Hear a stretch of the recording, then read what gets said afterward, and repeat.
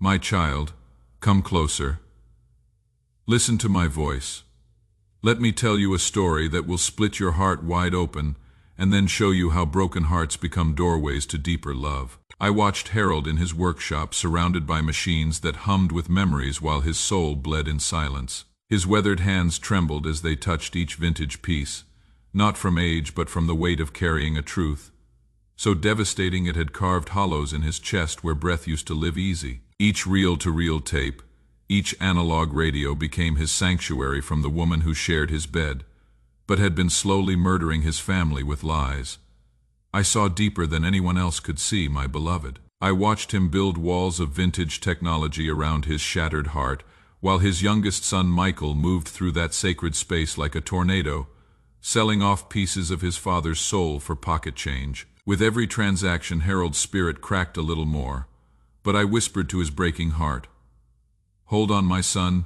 Your pain is not the end of this story." I felt Harold's anguish rip through him like lightning as Michael continued dismantling his father's world, one treasured piece at a time. The boy was amputating parts of his father's soul and calling it progress. Michael couldn't see that those machines were the only things keeping Harold from drowning in a sea of secrets that would destroy everything he would try to protect. I stood beside Harold as he watched his son's ruthless efficiency, and I caught every silent tear before it could hit the floor and shatter into 1,000 pieces of grief. Michael's heart had fossilized against his father, seeing weakness where there was actually a man bleeding out from carrying everyone else's pain. The boy thought Harold was a fool for clinging to obsolete technology while their family struggled, but I knew the devastating truth that Michael was too young and too hurt to understand. Harold's gentle spirit had been crucified daily by knowledge too terrible to speak, and those vintage radios played the funeral songs of innocence already murdered by the woman they all called mother. For years I walked with Harold through the hell of knowing his wife's betrayal, watching him choose love over revenge even as it slowly killed him from the inside out. I saw the exact moment he discovered her manipulation, watched his entire world explode into fragments that would never fit back together the same way. He learned how she had poisoned his children against each other, how she had orchestrated their financial ruin while playing the victim, how she had turned his own love into a weapon against him. Night after night I sat with Harold in that workshop as he bled out onto those vintage machines, wrestling with whether to expose her and watch his children's world detonate, or to swallow this toxic truth and let it slowly consume him. I watched him make the choice that love makes when it has been gutted and left for dead but still somehow chooses to protect. He created that chip, that digital confession, not as a knife to thrust into her heart, but as a seed of hope planted in soil fertilized by his own suffering. The man documented his own destruction with surgical precision, then buried it in that toolbox like a message in a bottle thrown into an ocean of pain. I wept rivers with him as he sealed his secret with hands that shook from the weight of absorbing everyone else's poison. His vintage treasures became monuments to a man who chose to bleed quietly rather than let his pain become everyone else's nightmare. The moment Michael's fingers closed around that small chip, I felt lightning crack through both their worlds. I had been preparing his heart through loss, stripping away his illusions one vintage piece at a time, until he was raw enough to handle a truth that would shatter everything he thought he knew about his family. As the data revealed itself, Michael's entire reality imploded. His mother's voice confessing years of calculated destruction, his father's meticulous documentation of his own emotional murder, the devastating realization that Harold had known everything and chosen to bleed in silence rather than let his children drown in the same toxic truth. I watched Michael's heart break apart and reassemble itself in the same breath as he understood that his father's apparent weakness had been the strongest thing he would ever witnessed. The boy who had seen only foolishness in vintage technology suddenly realized his father had been the most sophisticated device of all, a heart calibrated for absorbing unbearable pain and transforming it into protection for the people he loved. Michael's assumptions didn't just crumble.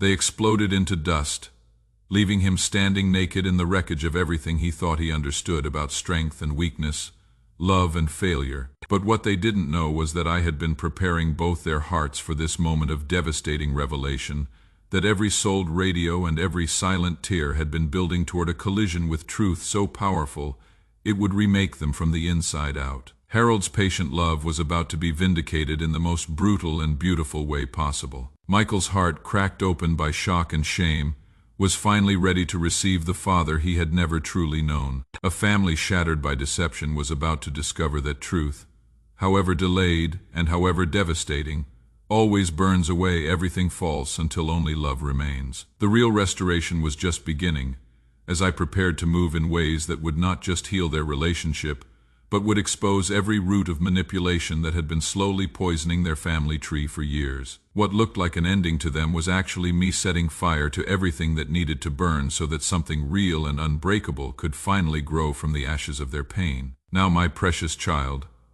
let me share what this story means for your heart, for your life, for the raw places inside you that still bleed when touched. How often do you mistake my patient love for weakness, my silence for abandonment? Harold's story teaches us that divine timing rarely matches human urgency, and sometimes that gap between what you need and when you get it will nearly kill you. Sometimes I allow painful seasons to drag on, not because I have forgotten you, but because I am preparing your heart for truth that would annihilate you if it came too soon. When you feel forgotten in your suffering, when you are drowning in the silence of unanswered prayers, remember that I am collecting every tear like precious stones, documenting every injustice with surgical precision, preparing a revelation that will heal more than your immediate pain. Your waiting isn't wasted time.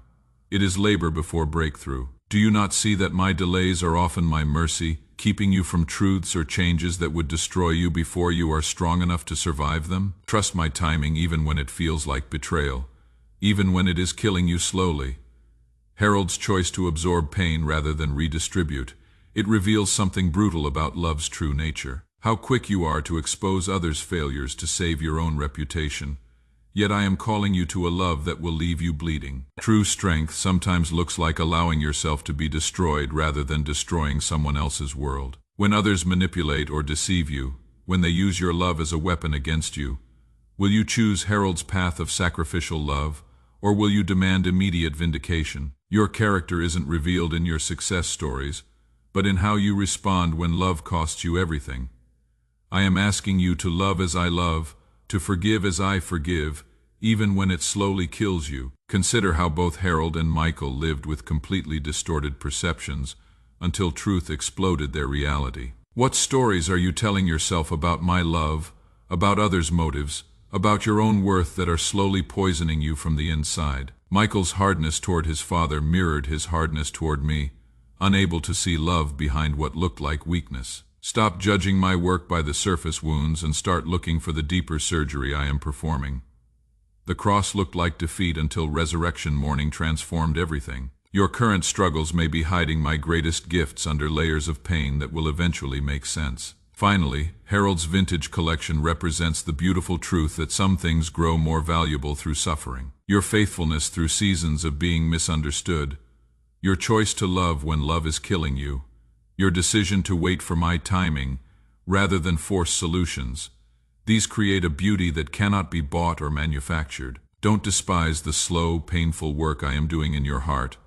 What others see as weakness or foolishness may be exactly what I am using to prepare you for breakthrough. Your patient endurance through hell is creating something rare and precious in my kingdom. Now, my beloved child, let me pray over your heart as you carry this story with you like medicine that tastes bitter but heals deep. For those of you choking on divine timing, drowning in the gap between promise and fulfillment, may you find peace in knowing that my delays are never abandonment, only deeper preparation for joy that would otherwise destroy you. For those wrestling with broken trust and relationships that feel like crime scenes, may Harold's example give you courage to choose sacrificial love over self-protection, knowing that truth preserved in patient suffering becomes medicine that heals generations. For those feeling the shame of manipulation or the distance that comes from others' poison, may you receive the brutal and beautiful truth that my love for you has never wavered, never diminished, never turned cold despite what voices have been whispering lies into your wounded places. For those loving someone whose choices are slowly killing you both,